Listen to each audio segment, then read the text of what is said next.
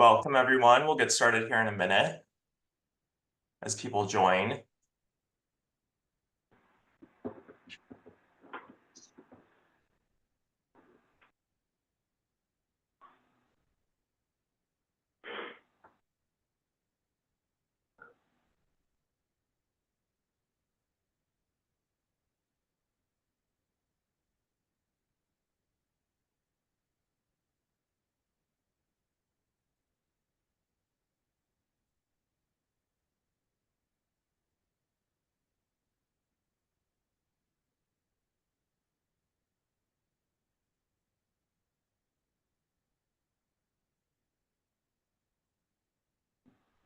Okay, we have quite a few people here, so let's get started. Good afternoon, everyone. Welcome to today's webinar, Restoring Thomas Jefferson's Poplar Forest. My name is Zachary Burt, and I'm the president of the APT Washington chapter. Today's webinar with Austin Englund, Poplar Forest Supervisor of Architectural Restoration, will identify the sources that inform the material selection, chronology, techniques, and proportions throughout the 40-year restoration of the historic property. Additionally, this session will describe the use of traditional technology and materials for historical authenticity and discuss their role in modern preservation. Please feel free to enter your questions and comments into the Q&A and chat windows throughout Austin's presentation, and then we will use the final portion of our hour to get to those questions you have for Austin. One AIA Learning Unit, HSW, is being offered for today's webinar, which includes the following learning objectives. Summarize the ownership history and how that resulted in the many changes to the house and the landscape. Identify the various sources that allowed us to piece together the story of Jefferson's retreat.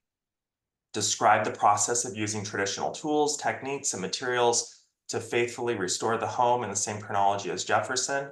Discuss the role of traditional materials and techniques as viable options for modern preservation. With that said, let me introduce today's speaker.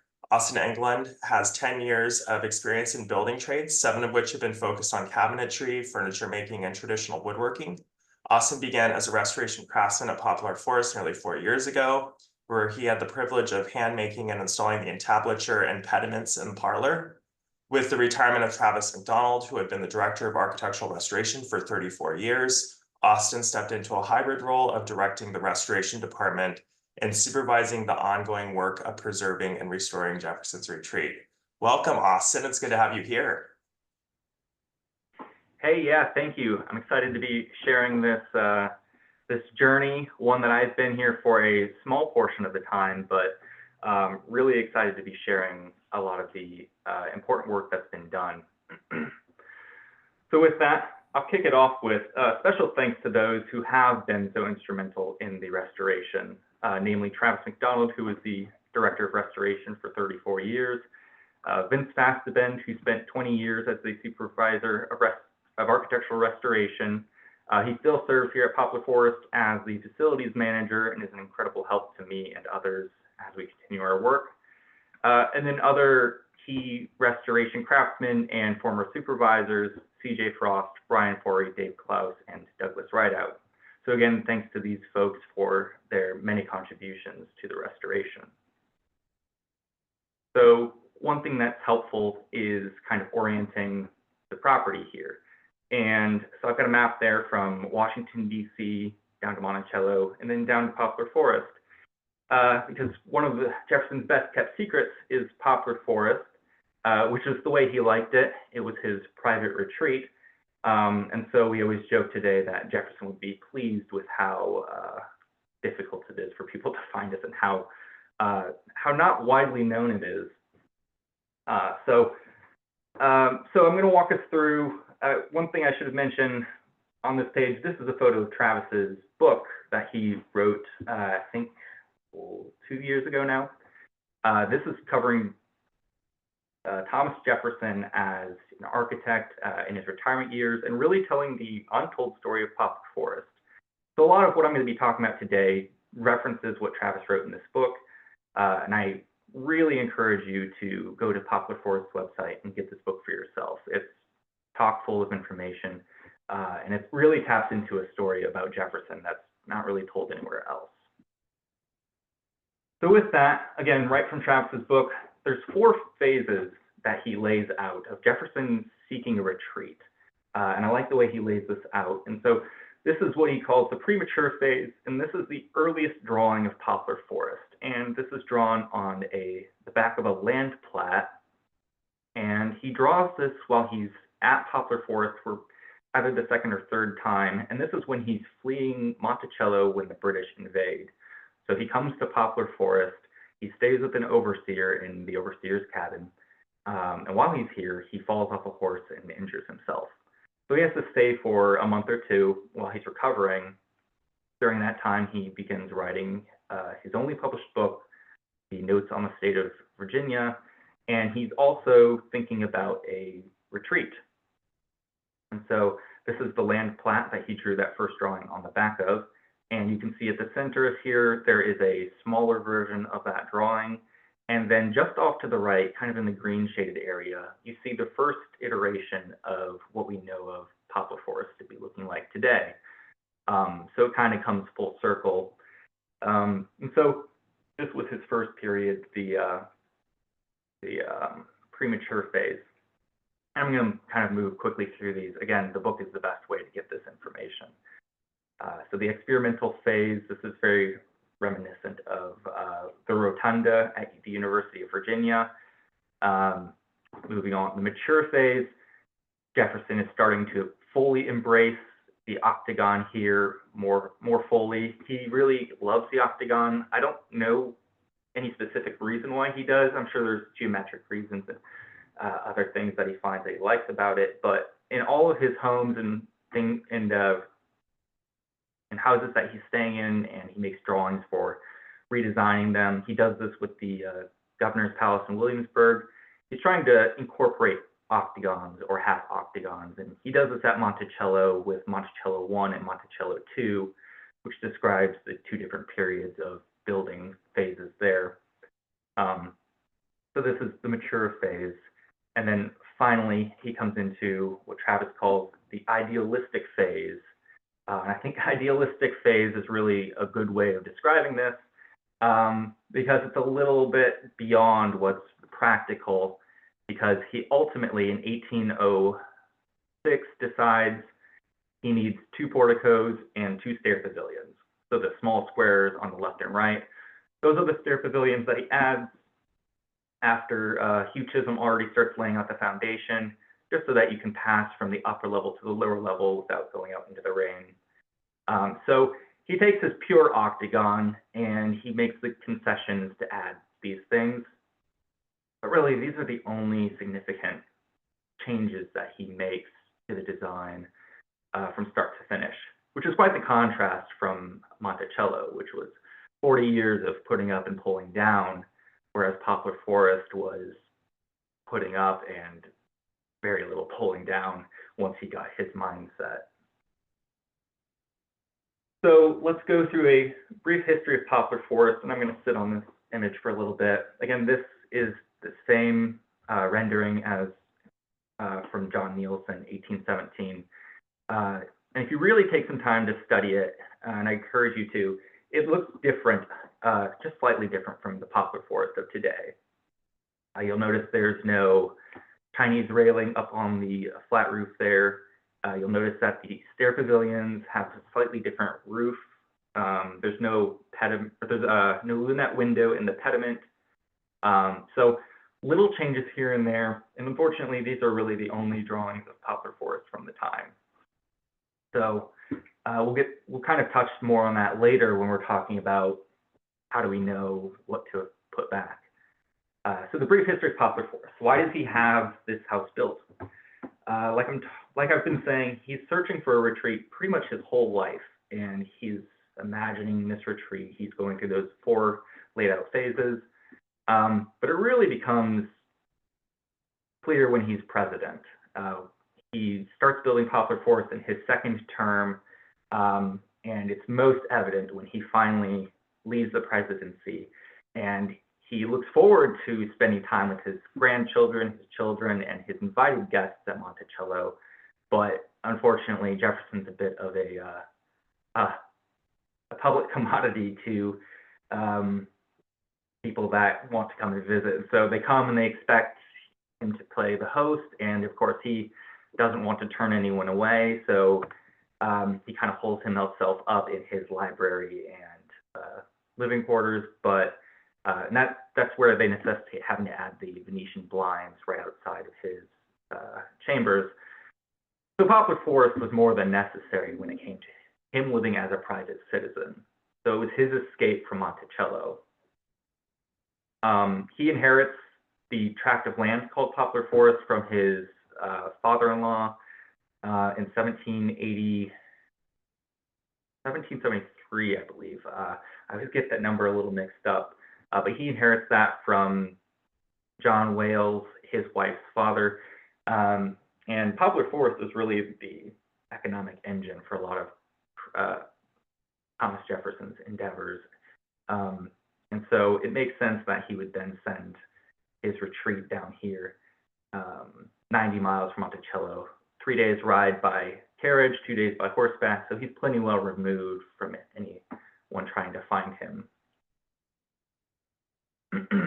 So jumping from Poplar Forest, well, let me give it a little bit in between. I didn't make a slide here for Francis Eppes. So Thomas Jefferson, he stays at Poplar Forest, or he visits Poplar Forest for the last time in 1823. And this is the time that he gives Poplar Forest to his grandson, Francis Eppes. So Francis Eppes lives there for 3 years while Thomas Jefferson is still alive. Jefferson's still directing work to be done on the house. Jefferson dies in 1826. And so for 2 years after Jefferson's death, Francis Eppes lives there. He tries to make it work. He really doesn't love it. His wife really, really doesn't love it. This house is a bit unusual in its layout. It's more geared towards a retreat, which is what Jefferson's purpose was for. In fact, the wing of offices really wasn't considered to be built, or it wasn't planned to be built until Jefferson decided he was going to make this, or he was going to give this to Francis Eppes. So in a lot of ways, I can understand the complaints from the Eppes. So they sell it in 1828, and they move to Florida. They sell it to the Cobbs family, and one of the Cobbs daughters marries into the Hutter family, and from that time on, stays with the Hutters. So here are some of the earliest photos we have of Poplar Forest. This is a photo from looking from the northeast in, I think, 1898. We have a postcard from 1891 of Poplar Forest as well. And then the interior, this is the 1930s, a little later towards the end of the Hutter period. So the Hutter period is significant for the house itself, really in a detrimental way. In 1845, the house burns down. There was, of course, a fire in 1825 while Thomas Jefferson was still alive, but they were able to put it out. John Hemmings, the enslaved joiner at Monticello, he came down and was put to the task of making repairs. And it's in one of John Hemmings' letters to Jefferson that we learn that there was actually a Chinese rail up on top of the roof, on the terrace roof over the dining room. Because if we go based just strictly on the Nielsen drawing, we would be led to believe that there wasn't a Chinese railing. And I'll talk more about the significance of letters for us in restoring Poplar Forest. So a fire took place in 1845, 1846, they began the reconstruction, and they were farmers. They did not need a house nearly as extravagant as what Thomas Jefferson had put together. So they basically just get it put back together to work in the way that they needed to work. They add dormers. They take what was once a 20-foot cube dining room, and they split the floor at the first floor at 12-foot height ceilings, and then in the attic space, they made 8-foot height ceilings. They added a staircase in the dining room and really changed a lot of the different floor plans. The wing itself, I think I'll have a picture of the wing later on. It actually fell into disrepair before the fire. There was no evidence of fire damage where the wing met the historic house. So we believe that fell into disrepair and was dismantled prior to that. So we'll move on to the Watts period. So the Watts, they buy the house in 1846 from the Hutters. And between the Hutters and the Watts, that's where people get this idea that Poplar Forest is a summer home. Often people will say this was Thomas Jefferson's summer home, when in fact it was his retreat. He visited here year-round, ranging from anywhere as long as a few weeks to a few months. So between the Hutters and the Watts, this had been used at some points as full-time occupancy, and then other periods it was used for strictly a summer retreat. So in you may not have caught it, here you can see the face of the building here that one of the windows has been bricked up. And this is obviously a different angle, but you can see that the windows have been opened back up by the Watts. The Watts made a pretty decent effort at trying to restore it to Jefferson. They included entablatures, and I've got some photos here. You can see in the bottom right image, there's a entablature that they put back into the parlor. Fairly close. It's a decent entablature. They do have a pediment you can see in the left of that bottom right photo. It was one that was just produced by a mill shop, and we actually have it on loan to MCWB Architects at their Williamsburg office. But you can see that that dining room, the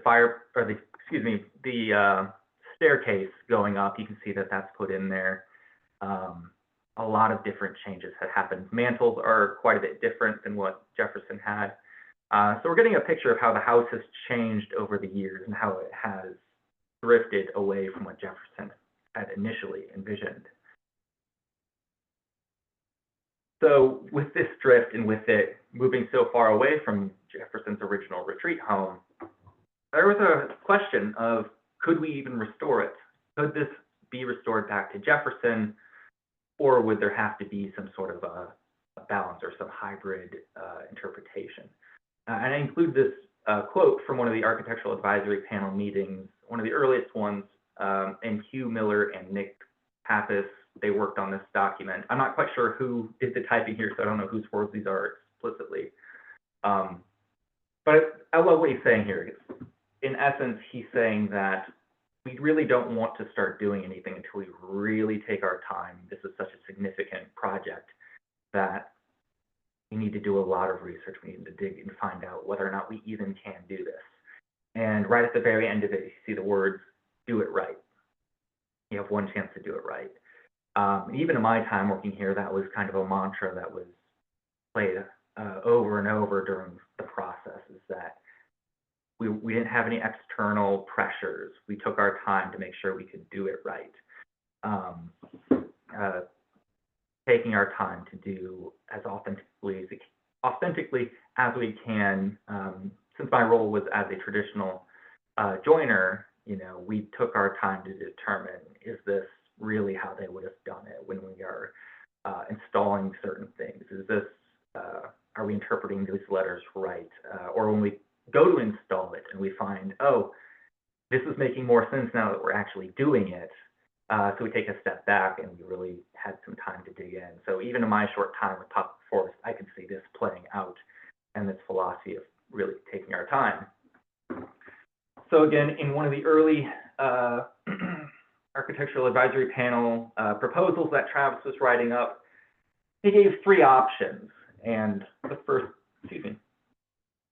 option was to conserve the house in its present form as an important artifact. So this leaves everything intact as we find it. All the things that are exposed that are Jefferson, you can see, we can examine and study. This really leaves it in the most intact state. The second option is to reconstruct and recreate the missing features, meanwhile leaving other areas unfinished. So finishing different portions of the house and then taking other areas to serve as showing the original Jefferson features. And then the third option that he proposed was reconstructing and refinishing the entire home in the way that Jefferson would have had it, which would have essentially covered all of the original or obscured a lot of the original.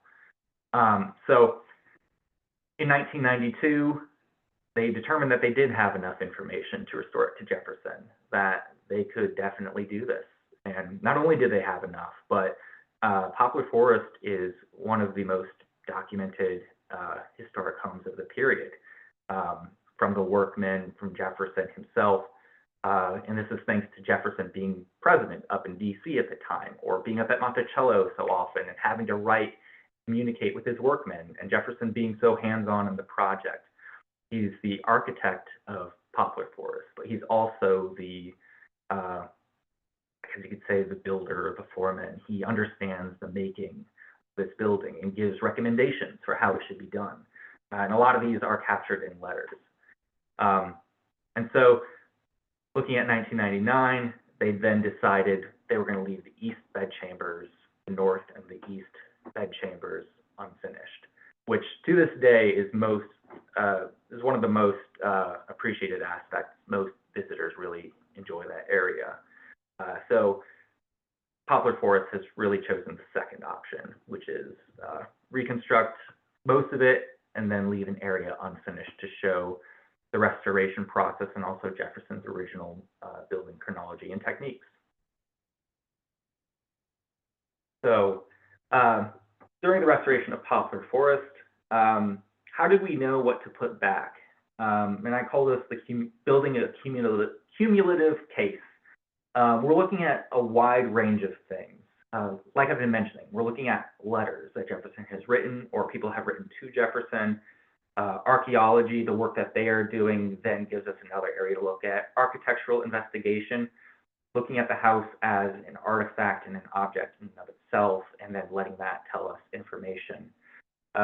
Books that Jefferson references. I have a list of some of the books later on in the slideshow that we know Jefferson was referencing, that we could then go back and reference ourselves and use that information to, again, extend our knowledge and piece things together and build out this puzzle of what Poplar Forest looked like. Another really significant fact, and one that has been incredibly helpful in the restoration, is understanding that Jefferson used workmen at multiple places. So just on Jefferson's own projects, he's using the same brick mason, joiners, timber framers, plasterers at Monticello, Poplar Forest, and the University of Virginia. We also know that he recommends some folks over to James Madison at Montpelier. So Hugh Chisholm, the bricklayer, and James Dinsmore goes over and works at Montpelier. So all of these different sites, today we are able to go and look at the work that they have done and see sort of examples that were put in by these folks that we know also worked at Poplar Forest. And then lastly here that I've listed is, we know that Jefferson's being influenced by his time in England, France, Philadelphia, and when he's president. And so all of those different influences we can then use to inform how we put Poplar Forest back together, because he does use kind of a melting pot of all of these different influences he sees during his time in these places. So looking at the letters, I've got a few different letters or excerpts from letters from different folks that directly relate to things in the house. So here I have one from John Hemmings to Thomas Jefferson, and this is in the West Stair Pavilion. He says, "I have put up the jambs and architraves, but they cannot return on the top on the outside for fear of being obstructed to the light of the sash. They run up from the bottom to the top and butt against the plaster." So if you look up where the plaster is, you see the architrave there. It's only about a 2-inch section. And sure enough, as we're putting this in, this is one of those areas where we read the letter before we do the work. And then as we're doing the work, it becomes obvious the problems that John Hemmings ran into. Later in this letter, he describes something called an impost, but we're not quite sure what he means by that. And so we've made our own interpretation as to how he addressed that. But his whole concern here is trying to make sure that he doesn't obstruct too much of the light. And this transom there is actually allowing light to go into the the space above his alcove bed.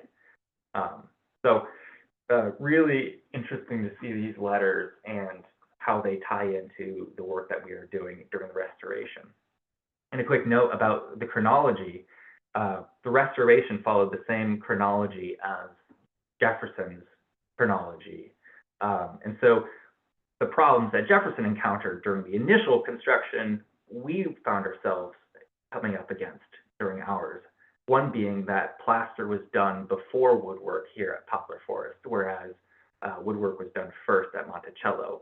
And so some of these challenges, some of the differences there created challenges, especially in how thick the entablatures might have been, since they weren't going to be having plaster run up to the bottom and change kind of their appearance. And so those were some decisions we had to make as now today, the joiners of today, versus the decision that John Hemmings had to make when he was doing this work. So another one, this one makes me chuckle. With respect to door frames, you should recollect that I never had any in my buildings. You are to work up the proper opening for them, which you will find in your instructions. Chisholm's asking about, can you send the window frames and windows down and the doors and all of that, so that he can continue the brickwork. But just the way Jefferson reminds him that he doesn't use door frames. And by door frames, we mean like those big, thick, 3-inch, dovetailed together door frames. What we have here is what we would consider a door frame of today, but that is not what Jefferson would have considered a door frame. And the last of the letters that I've included, this is one that really shows Jefferson to understand the making of a building and the practical aspects. I won't read this one. He's just describing that you should use oak for the subfloor rather than poplar because the nails will hold better, and goes on to describe how it should be laid out so that when you do the herringbone pattern, everything lands where it should. A joke I make about John Perry is that he must have been a very good timber framer, because we don't have a lot of letters to him from Jefferson, whereas we do have a few letters to Hugh Chisholm. So the other topic that I mentioned in the list of how we know things is through the archaeological and architectural findings. So I listed a few examples of the double row of mulberries pictured there in the center. Archaeology went through and they could actually find roots and spores and things like that in the dirt where roots had been. It's really incredible what the archaeologists can do. They can read the dirt like a book. And so that's just more information we can take to extend our understanding. The carriage turnaround, again, archaeologists did fantastic work there. There we found a lot of artifacts relating to the house. One such artifact was a ornament for the, I believe it was the dining room entablature, I think is one that was found out there. And then architecturally speaking, nailing blocks, ghost marks, plaster analysis, all these things tell us more information about the materials that Jefferson was using, the different periods of the house, and then differentiating between the Jefferson, Hutter, and Watts periods. So this is a few of the books that we know that Jefferson was referencing. And so these books, I see I do have a typo in there. So Andrea Palladio, Jefferson refers to Andrea Palladio as his book as the Bible of architecture. So he's relying pretty heavily on that book. And of course we have Gibbs and Chambray's books listed there. So knowing that Jefferson, by his own admission, is a bit of a stickler for the rules of architecture, and this comes up in a letter he's writing back and forth with William Coffey about ornaments that he's going to put into the entablatures. Says that normally in a public place he would be basically a stickler for the rules, but at his private residence he can indulge his fancy. And by indulging his fancy, it's a very minor change he makes. he still very much sticks to the rules, even at his private home. One such example are the privies. I didn't include a photo of the privy in here, but reading through Travis's notes, he mentions early on when they're doing investigative work that from the water table of the privy up to the cornice, following the Tuscan order, it's within 1/4 of an inch of being to scale for that order. So for Jefferson's privies to be that precise on the scale, we're quite certain that Jefferson was precise in his other scalings throughout the house. And that's confirmed again. This is a cumulative case argument that's being made. So different things will confirm different areas. And so Jefferson relying on these rules of architecture and scaling and things like that all come together to make the big picture. So I have 3 different slides here with the 3 different properties that we took precedent from. So of course, Monticello, this is the one where most of our precedent is going to be coming from. And I could have made probably an entire slideshow of just precedent that we take from Monticello. But here I've just got a few pictures that I thought were useful. Down in the lower left, that's in Jefferson's bedchamber. That is the Temple of Fortuna Virilis, the Ionic entablature that he has in there. It's the same entablature that he puts in his parlor here at Poplar Forest. To the right of that, there's a letter that Jefferson writes, basically a task list he has on the left for Dinsmore and on the right for John Hemmings, highlighting some of the things we know John Hemmings did up at Monticello, separate from Dinsmore, which that's one thing that's special about Poplar Forest is that this was as much Thomas Jefferson's crowning achievement as it was John Hemmings. He was the principal joiner on this project, with his nephews working under him, which is what makes it so devastating that we lost all of that work to a fire. But we do still have certain artifacts that we can definitively attribute to John Hemmings and his nephews. Above that letter, there's a photo of Monticello's balustrade over the parlor, the pediment over the parlor. I think it's the west portico. You can see the balusters in there. And then to the right of that is a picture of an original baluster turned probably by Lewis. Lewis is an enslaved carpenter, joiner, wood turner, and he's mentioned as being kept at the task of turning balusters out of locusts. It's possible he may have turned the balusters here at Poplar Forest. We know that he did come with John Hemmings at least once. I've seen a reference to that. We know that he works with John Hemmings on making a chest of drawers and Venetian blinds. So it seems that he may have been here when he came and doing the balusters here. So again, it's not just John Hemmings doing this work. It's just that at Poplar Forest, John Hemmings is one of the most, I always tell people, you can't tell the story of Poplar Forest without telling the story of John Hemmings and vice versa.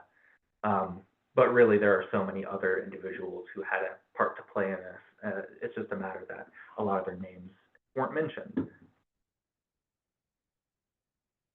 And then Montpelier, again, this is obviously not Jefferson's property, but Jefferson had a lot of influence in things that happened there. He was making recommendations to James Madison fairly regularly. And so in the top image in this slide, that is a plinth block with an architrave dovetailed down into it. And so the 2 images below it, that is a model of how we decided to fasten our plinth to our architraves using the dovetail. And we chose to do this because we know that James Dinsmore served as the master of the joiner's shop at Monticello for a number of years, and John Hemmings worked underneath of him, and they worked together on many projects. And so much of what John Hemmings learned as a joiner more than likely came from James Dinsmore. And so seeing the work that James Dinsmore did, we can reason that perhaps John Hemmings may have picked up along the way. And then just a few quick slides, or a few images for the University of Virginia. On the left, that is from Pavilion, I believe 7. I should have written which one they came from. And then I think Pavilion 9, right. You know what? I won't even attach myself to that. I forgot to write down which pavilions these came from. But these are from the academical village, from the pavilions. And on the left, it's the Ionic entablature, the one that we have in the parlor.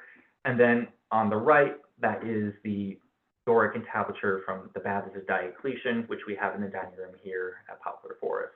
The difference being the Baths of Diocletian features just the face of Apollo. Jefferson decides to add the Bucrania, or the ox skull, which is another point that he's mentioning with William Coffey about how I recognize that this is not how it would have been, but it's how I'm going to do it.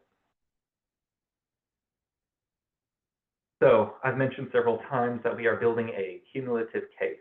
So the example that I've chosen to highlight is the Ionic entablature in the parlor.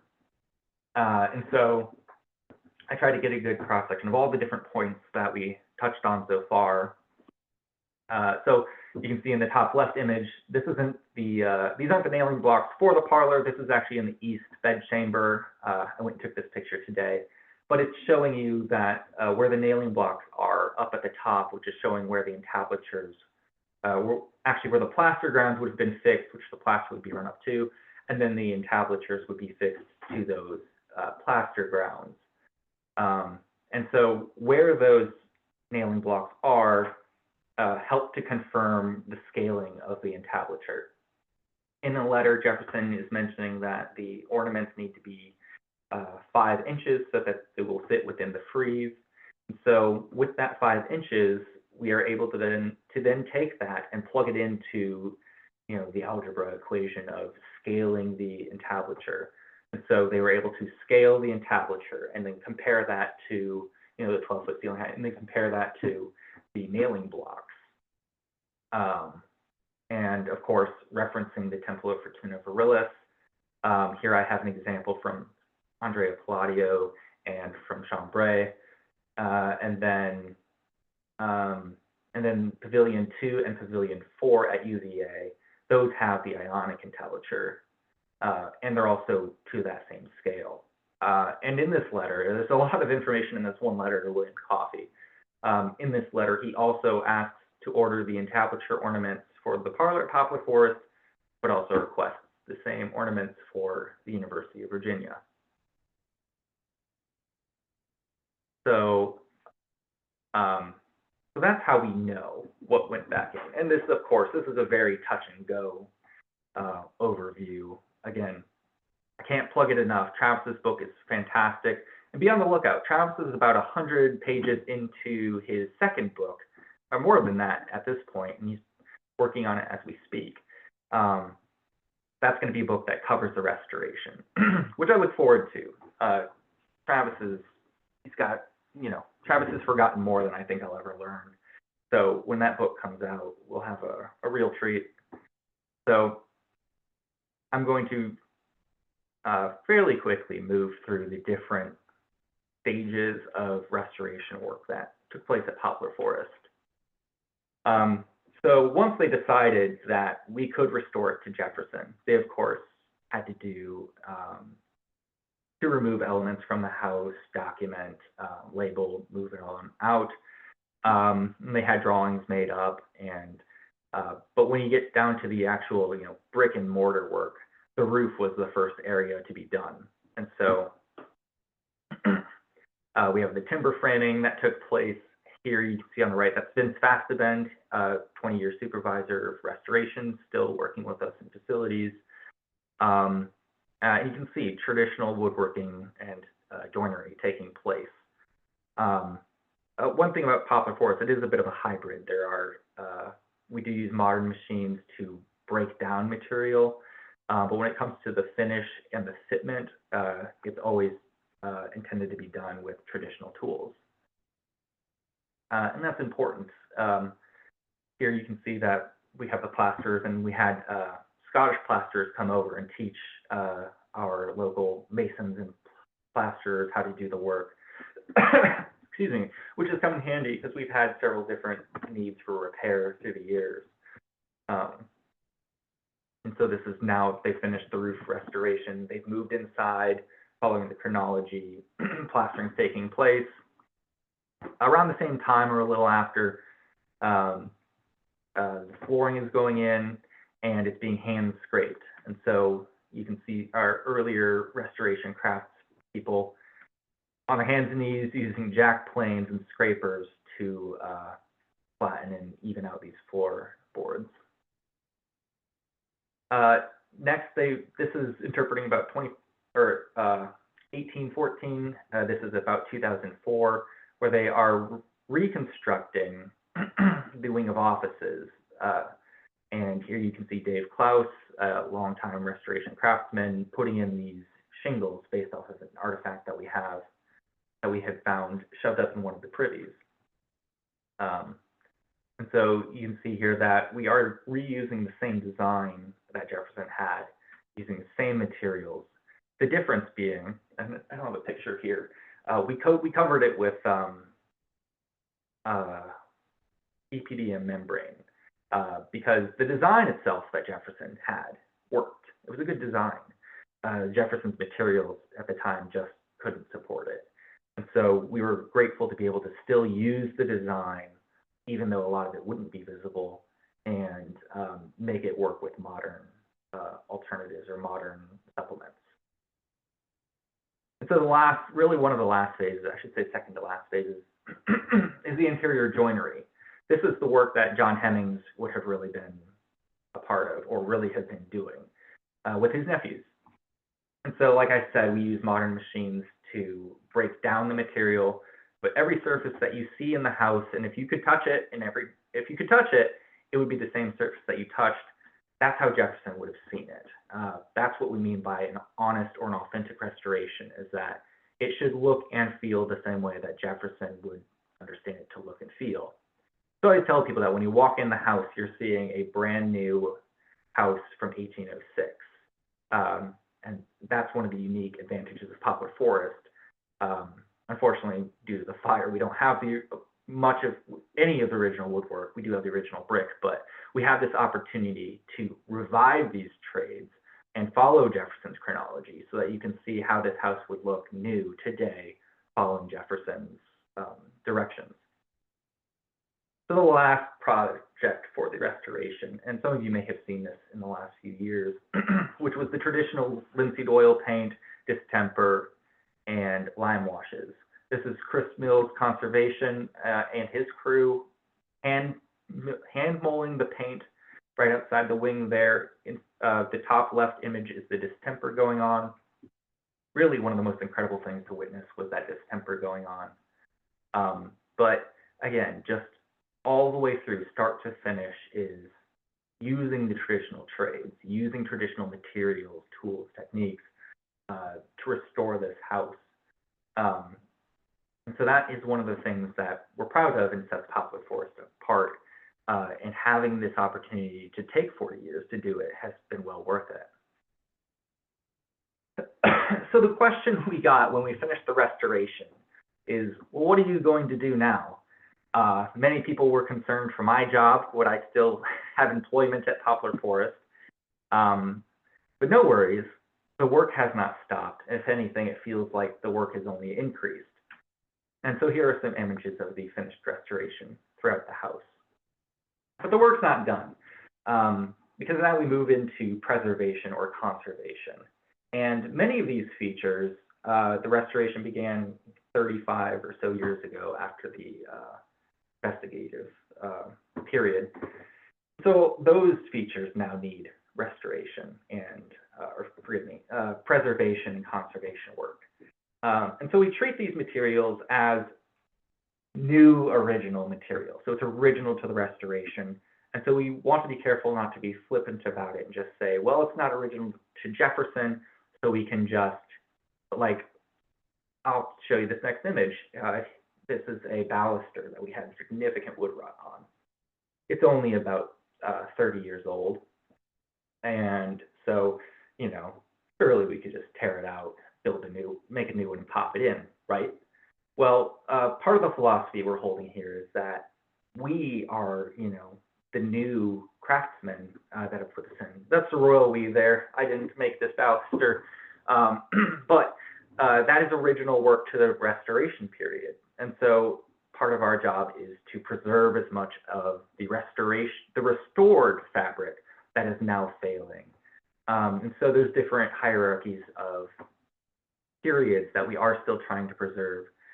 So even though this is something the corporation put in, it still has value to us. And so we do our best to preserve it. So I show you this slide because this is part of the new work that is coming up. And there's several projects coming down the line, but I'm only going to highlight this one.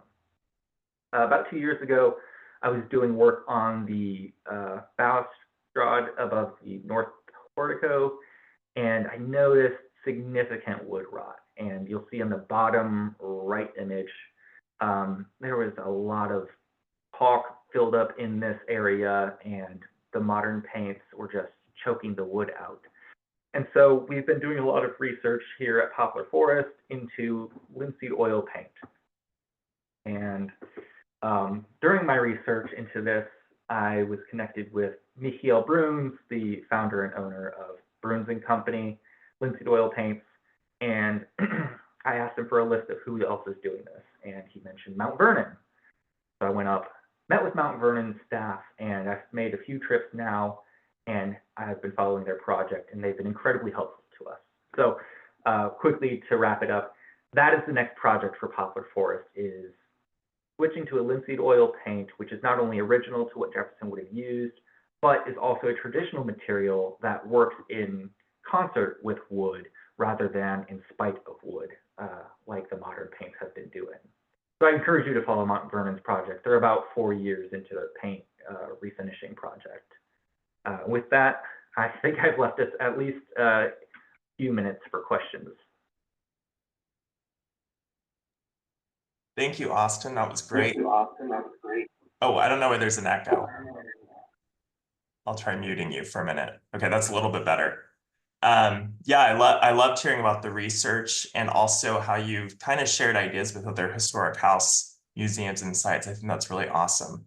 So a question that came up is, can you talk a little bit about the interpretation at the site and how you guys have interpreted the restoration for visitors, especially visitors that might not be as familiar with these kinds of techniques like the people on this call, and then also the interpretation related to the enslaved people like Hemmings who worked so extensively on the property? Yeah, so the interpretation, until recently, it really was hinged on the chronology of where we were in the process. So wherever we were in the house at the time, we would say, let's say they were doing the entablature in Jefferson's bedchamber. We'd say this is about 1812 or 1818 where we are now. And so we would just kind of move the year along with the progress.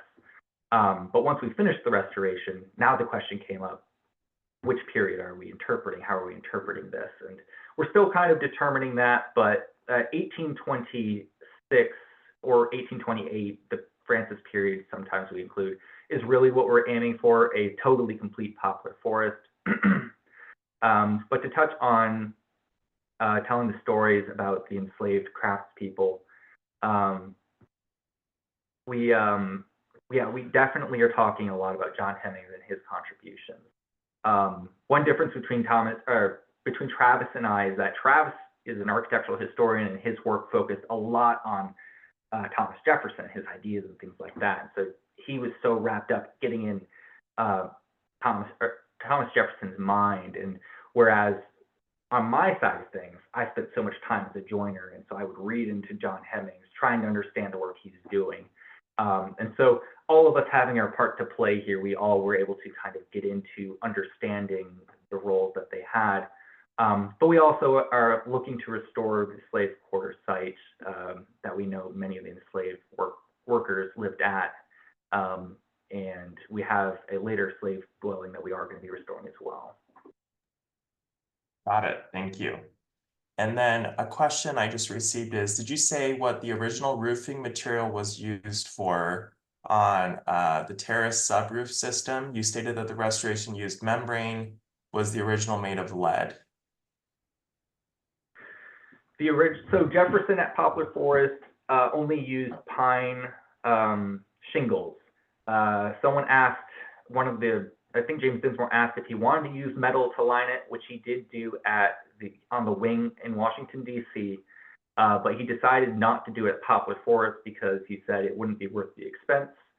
And my theory there is that the whole system just failed ultimately. So I think the savings you get with lining it with metal just wasn't worth it. Got it. Okay.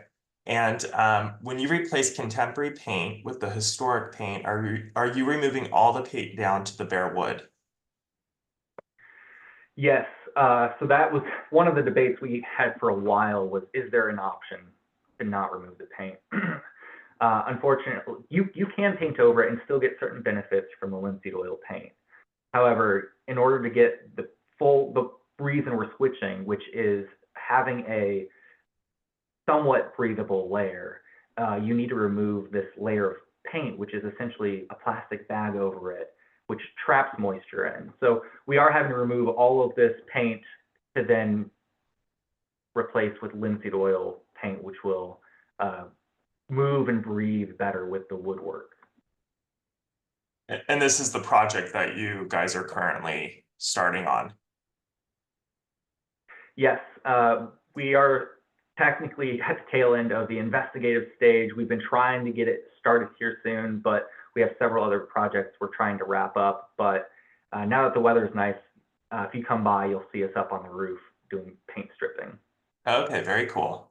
And then just as a reminder for everyone, when did the restoration start?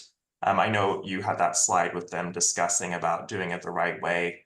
And then also just on that general topic is, how has the restoration been funded? Has it been a mix of grants and individual contributions, or if you can just give us a little bit of an idea like that? Yeah, so the corporation acquired Poplar Forest in 1983-84. The restoration really started in, I guess you could say 89 or very early 90s. Funded by donors, and of course we have a development department that seeks out grants and funding that way. But we aren't a government-funded entity. We are a private corporation, and so it's by generous donors and visitor contributions and tickets. Got it. Okay, cool. And then when you replace contemporary paint with the historic, oh, I already read that. Sorry. Okay, my scroll bar went up. The photo of the plinth block with dovetailed architrave looked like two wood species due to coloration. Were the originals joined with different species? I'm glad you asked that question. Actually, it's all poplar. So that poplar is unique. Jefferson did have access to the heart poplar like that. He says specifically to use it for the balusters at Poplar Forest. So that really dark section is actually the heartwood of one of the historic poplar trees that fell down a number of years ago. So if you can find old photos of the bedchamber at Poplar Forest, you'll see it varying colors from really dark, almost black, to the classical like tannish color poplar, but it's all poplar for the entablatures, architraves, and baseboards. Okay, very cool. And then a question about World Heritage status, because Monticello obviously has that, and University of Virginia. Do you have any information on if the restoration is helping move the property towards joining Monticello and those other properties at UVA's World Heritage sites? I certainly think that it would. It's kind of been put on hold. I know Travis had been working on it a few years ago, but it was actually probably about 6 to 8 months ago, I had been asking about why we aren't. And so it is something that I want to see picked up again. I think it's important. And yeah, that's something I would love to see for Poplar Forest to be recognized as and included with those sites. Right. Yeah, and it would be so well deserved and obviously help with, getting traffic down there beyond Monticello, people making that extra trip down to the Lynchburg area. So that concludes our questions. And Austin, I just want to give you, if you want to say anything about, visiting the site. Generally, when you guys are open, and then is it self-guided? Do you do guided tours? What is generally the mix there if people do go down and visit you guys? Yeah, we are open all year round. I believe from 10:30 till 5 generally. During the winter months, it's open till 4. But we do have self-guided tours as well as docent-guided tours. I like the self-guided tours because you can take as much time as you want and really get a chance to look at things in the house. It's an opportunity you don't get at these larger sites like Mount Vernon and Monticello, which understandably, they got to keep moving people through. So that's one of the things I like to highlight for folks. Yeah, definitely. And I remember when I was down there a couple of years ago, that center room, which I think is shaped like an octagon, right? The And center is the cube room, and the outer rooms are the octagons. okay, yeah, and that room was incredible, and I was on a self-guided tour, and so I agree with what you're saying. Is I just kept looking up and at all the moldings because it was so beautiful. And to your point as well, you can really have more of the space to yourself than you get at a site like Monticello or Mount Vernon. Although maybe the World Heritage status would bring too many people down there, so we'll have to see. And then someone just wanted to say kudos to Poplar Forest, social media presence on Facebook and Instagram. Keep it up. So people are seeing your guys' content. So very good. Yeah, and someone was asking about credits for this. Yep, I will be working on those and submitting those to AIA if you signed up for that. If you're not sure, you can just follow up with us at info@aptdc.org. Well, Austin, thank you so much. This was excellent. I learned a lot, and I know everyone else did. And it makes me want to get down to Poplar Forest again this year, maybe before it gets a little too hot in July and August. Yeah, please do. Thanks again, Austin. Have a great day, everyone.